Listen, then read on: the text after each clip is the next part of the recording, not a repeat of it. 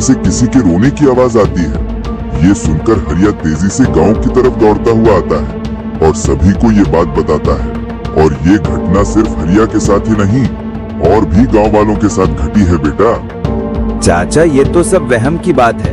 मैं तो इन सभी चीजों पर इतना विश्वास नहीं करता, सही बताऊं तो। अरे भाई अमन, इतने गांव वालों ने इस चीज को महसूस किया है तो कोई ना कोई तो सच्चाई होगी ना इस बात में। पता नहीं भाई। चलो चाचा, अब हम निकलते हैं, बहुत दूर जाना है। शहर में हमको कल कुछ काम भी है। शाम हो चुकी है बेटा, और जाते जाते तुमको रात भी हो जाएगी। इससे अच्छा कल सुबह ही निकल जाते। चाचा, आपकी बात सही है, पर शहर में हमको कल कुछ जरूरी काम है, वो हमें निपटाना ही पड़ेगा।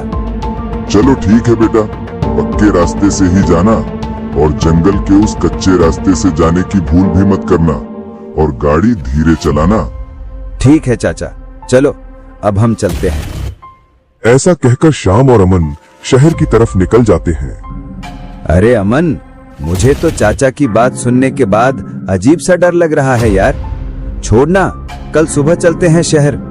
अरे तू भी कैसी बात कर रहा है यार, ऐसी बातें सच नहीं होती। चल अब बैठ।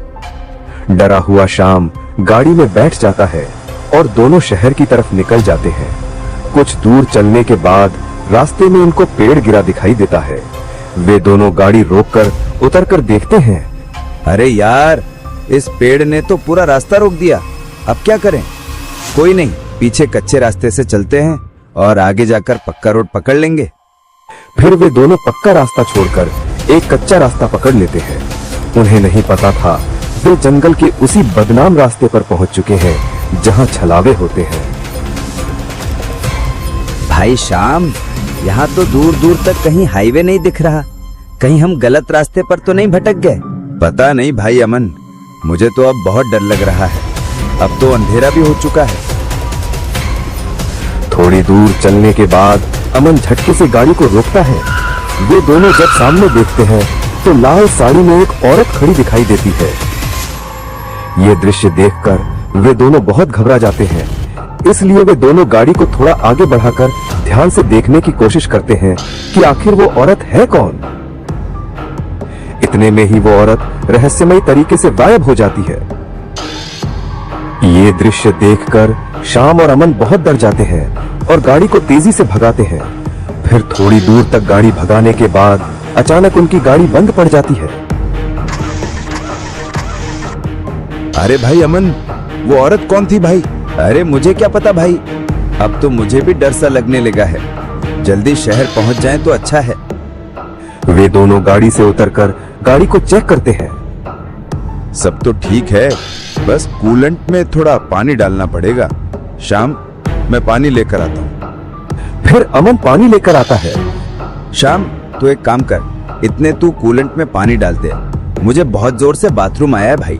इतने में यहाँ झाड़ियों में हल्का हो लेता हूँ। अरे जल्दी करियो अमन, मुझे तो यहाँ पहले ही खड़े खड़े बहुत डर लग रहा है। फिर उस शमशान जंगल में श्याम इंजन में पानी डालने लगता है और अमन इतने झाड़ियों में हल्का होने चला जाता है। और इतने में वो डरावनी औरत गाड़ी के पास पहुंच जाती है और अपने असली रूप में आ जाती है। अरे भाई शाम, डल गया पानी, चल फटाफट चलते हैं। अरे अमन, तू इतनी जल्दी हल्का होकर आ भी गया? हाँ चल भाई, जल्दी से बैठ, चल यहाँ से निकलते हैं। फिर शाम जल्दी से गाड़ी में बैठ जाता है, लेकिन जब शाम शीशे में देखता है तो उसकी आंखें फटी की फटी रह जाती है। फिर वो कुछ सोचकर बोलता है, अरे अमन, एक मिनट रुक भाई, मुझे भी बहुत तेज लगी है। मैं भी थोड़ा झाड़ियों में हल्का हो लेता हूँ। इतने में शाम का असली दोस्त अमन गाड़ी के पास आ जाता है और देखता है, अरे भाई श्याम, ये तो किसके साथ बैठा है यार? इतने में वो चुड़ैल अपने असली रूप में आ जाती है। अब मैं तुम दोनों को छोड़ूंगी नहीं। अरे भाई अमन, भाग यहाँ से जल्दी। रुक जाओ, तुम मुझसे बचकर नहीं भाग सकते। दोनों गाड़ी को छोड़कर तेजी से भागने लगते हैं और वो चुड़ैल भी उनका तेजी से पीछा करने लगती है। बहुत देर तक भागने के बाद वो चुड़ैल के जंगल से बहुत दूर आ जाते हैं। अरे भाई अमन, पीछे तो कोई नहीं दिख रहा। वो चुड़ैल कहाँ गई? पता नहीं भाई। अरे भाई अमन, गाड़ी तो वहीं पर छूट गई। अरे भाड़ में गई गाड़ी, पहले अपनी जान बचाकर भाग। भागते भागते आखिर वे पक्के रास्ते पर। कुछ दूर भागने के बाद उन्हें एक गाड़ी आती हुई दिखती है।